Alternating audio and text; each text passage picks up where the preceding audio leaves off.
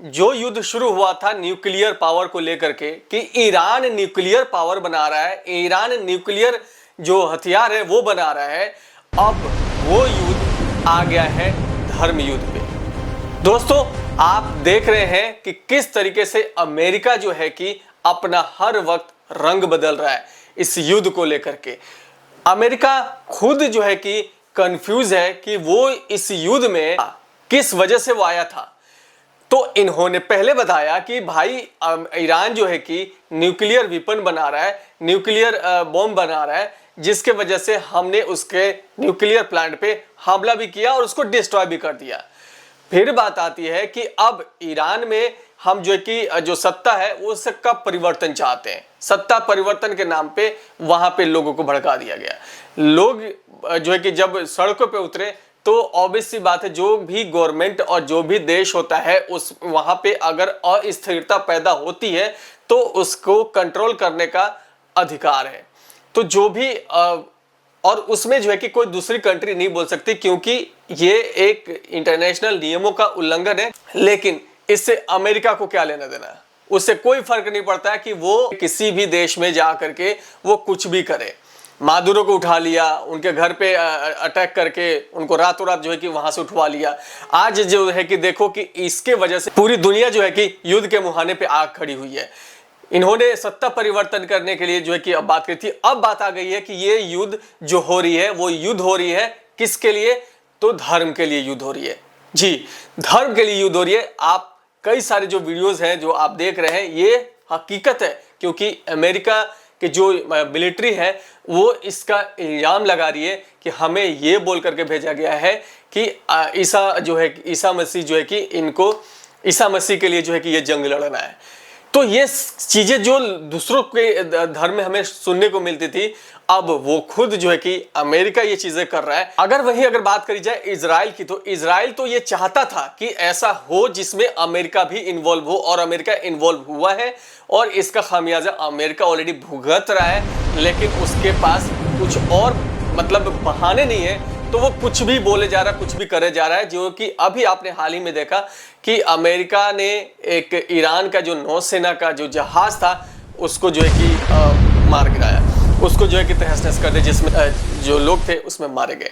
तो दोस्तों, ये जो युद्ध हो रहा है इसमें साफ साफ दिख रहा है कि ये युद्ध सिर्फ और सिर्फ अपनी फायदे के लिए लड़ी जा रही है। इसमें कहीं से भी किसी भी देश के जो लोग हैं या सैनिक है उनको कोई भी फायदा नहीं है। सिर्फ और सिर्फ जो सत्ता में बैठे हुए लोग हैं वो इसका फायदा उठाना चाहते हैं।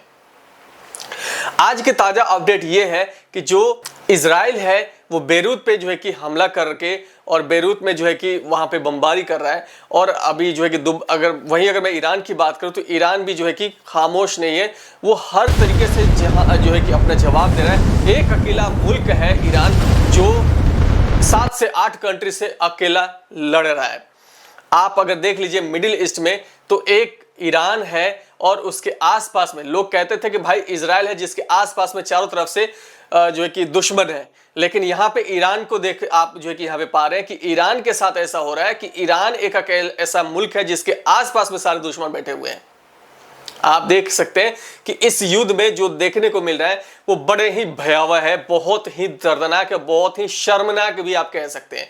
क्योंकि जब आप स्कूल पे बॉम्ब गिराते हैं, जब स्कूली बच्चे जब मारे जाते हैं, तो आप ये कहने वाले नहीं होते कि ये कंट्री मासूमों की हत्या ना करे, ये कंट्री ऐसा ना करे, ये कंट्री ऐसा करती है तो हम उसके ऊपर जो है कि एक्शन लेंगे। आप कहने वाले कौन होते हैं जब आप खुद वो चीजें कर रहे हैं? आप दूसरे कंट्री में आपके कंट्री का बच्चा है, आपके कंट्री का नागरिक है, दूसरे कंट्री का नागरिक नहीं है। सीधा सीधा जो है कि अपनी पावर दिखाने की है कि आपने जो है कि मेरे सामने नहीं झुके। अगर ईरान झुक गया होता बाकी कंट्री की तरह तो आप नहीं देखते अमेरिका को। वहां स्ट्रेट ऑफ हॉर्मुज जो है वो कंप्लीटली अब ईरान के जो IRGC है उसके कंट्रोल में है और वहां से आने जाने का जो रास्ता है वो कंप्लीटली ब्लॉक कर दिया गया। तो दोस्तों, आप मुझे ये बताइए, आपको क्या लगता है, क्या ये जो लड़ाई चल रही है ये लड़ाई बिल्कुल ऐसे इंडिकेट नहीं कर रही है जैसे इराक में हुआ था, जैसे लीबिया में हुआ था, जैसे सीरिया में किया गया था। तो सीधी सीधी सी बात है कि यहाँ पे स्वार्थ की नीति है, स्वार्थ की वजह से मासूमों की हत्याएं की जा रही है। चाहे वो किसी भी कंट्री का कोई भी अगर आम नागरिक मर रहा है तो वो सीधा सीधा एक मानवता की हत्या है, और वो चाहे इजराइल हो, चाहे वो ईरान हो, चाहे वो कोई भी कंट्री हो, चाहे वो अमेरिका के भी अगर सैनिक इसमें जो है कि अगर मारे जा रहे हैं, तो ये कहीं ना कहीं ये जो है कि एक बहुत ही दर्दनाक और बहुत ही भयावह है ये स्थिति।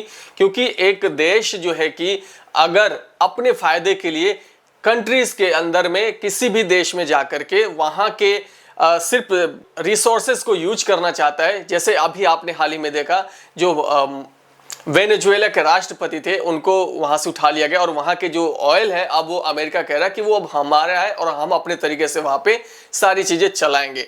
तो ये सिर्फ और सिर्फ स्वार्थ की नीति दिख रही है दोस्तों इसमें। यहाँ पे अगर देखा जाए तो कोई भी इस युद्ध का मकसद नहीं है।